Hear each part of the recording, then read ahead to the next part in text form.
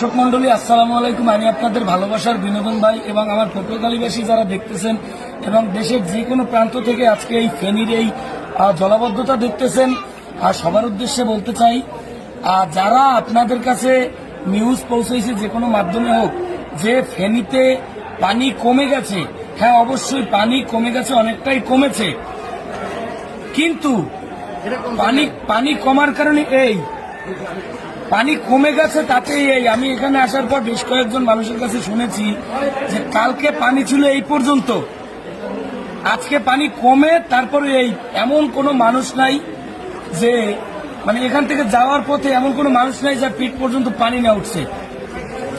এপাশে Feni girls cadet college, এপাশে একটা কলেজ, এই দুই কলেজের মাঝখানে, আর এটা হচ্ছে পৌরসভার খুব সম্ভবত 7 নম্বর ওয়ার্ড। আমরা ছিলাম বনানীপাড়ায় এবং সকাল থেকে আমাদের কার্যক্রম ছিল বনানীপাড়ায়।